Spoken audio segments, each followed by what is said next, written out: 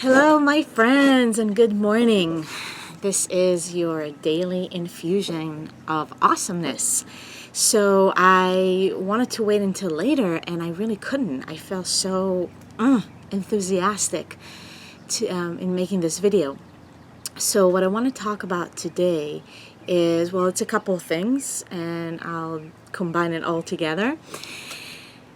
So giving yourself the permission to feel whatever it is to experience, to be whatever it is that you want to be in any given moment.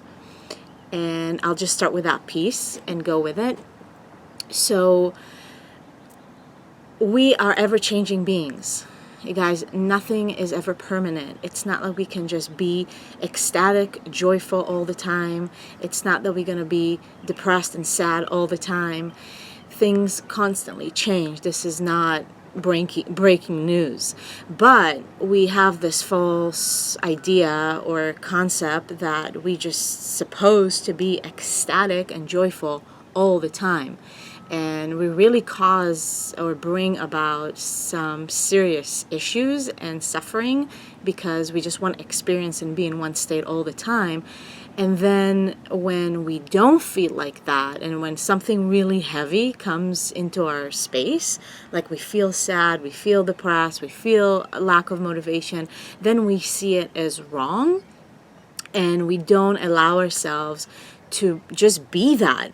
And we try all the stuff that we learned and we've been taught, and all kind of, I like to call it spiritual gymnastics. So we pull all those tricks to try and change that state, and we never really allow ourselves to experience what needs to be experienced, with which actually is why it keeps coming back. But that's a different topic. I'll just stick to what I really feel passionate about and want to share. So staying in that state is whatever is coming up. And I'll just give this as an example after a conversation I had with a friend, is just lack of motivation. Right? You wake up in the morning and God, just don't feel like doing anything. And maybe there's some sadness, but bottom line, just lack of motivation, lack of inspiration. I just want to stay in bed all day and not do anything. I don't want to take care of my business. I don't want to find clients. I just want to be. I don't want to do anything. And we deem that as wrong. Oh, there's something wrong here, and I need to start looking for things to motivate myself and get myself out of this state. So that's one thing that I really, really want to touch on, is what would happen if you just gave yourself the permission to be in that state and feel whatever needs to be felt. And then what is a huge sabotager that comes in when we feel that those things is starting comparing yourself to other people.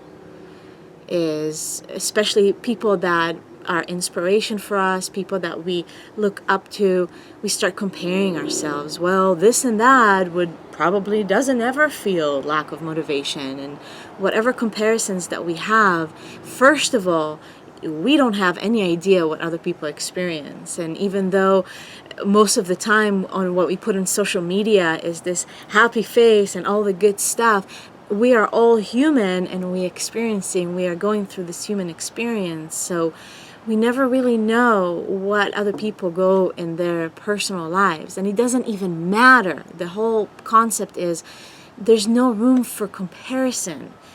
We all have a very unique and specific journey, and every single day we receive the medicine that we need to receive in whatever form it looks like. Sadness, depression, ecstasy, joy, bliss, inspiration, lack of inspiration. It's all good.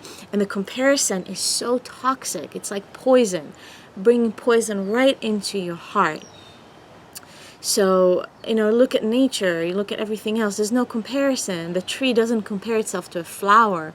The goldfish doesn't compare itself to a whale. And we all know that, right? It's all concepts like, oh yeah, I know.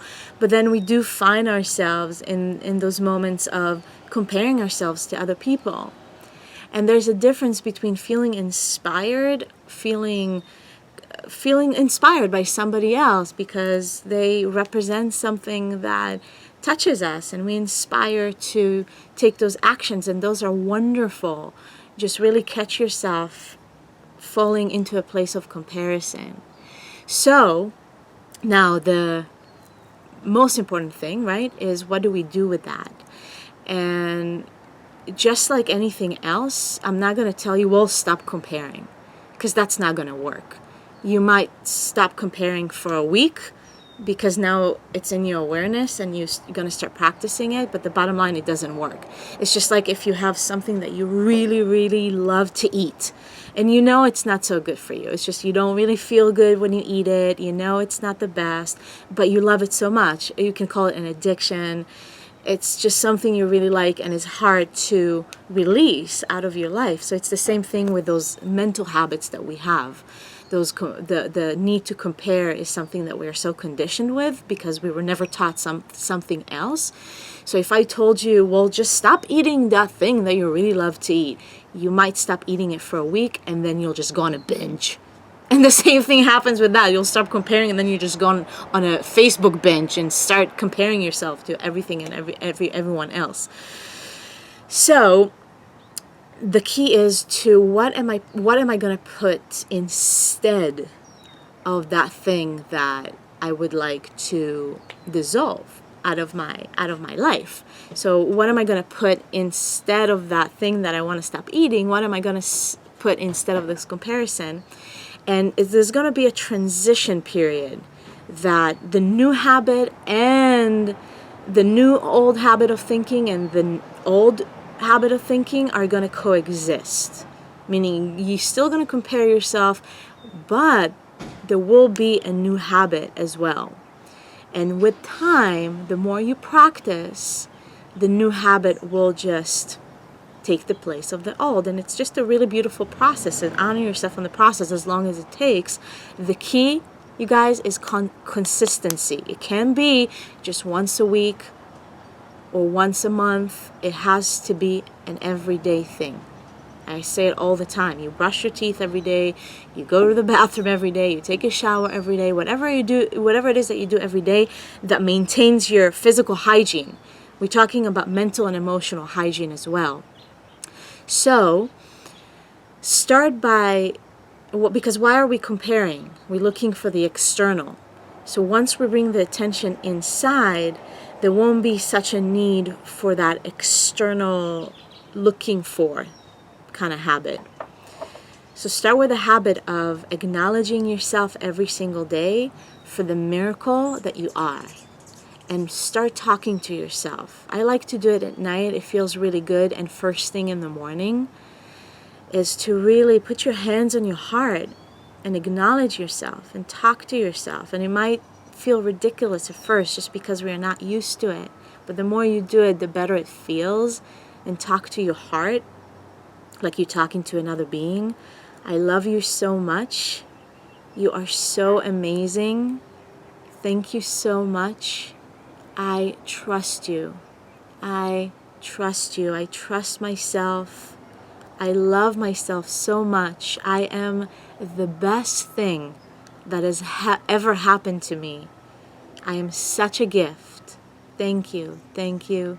Thank you. Just choose whatever it is that speaks to your heart, that you want, the words that you want to use with yourself. And the more attention, love, honor, and respect that you bring into yourself, the less you're going to find yourself comparing yourself to anybody else and bring yourself down by those comparisons. And again, just be patient with yourself and be soft and loving. I love you so much, and you are such a gift to this world. Have an amazing day. Sat Nam.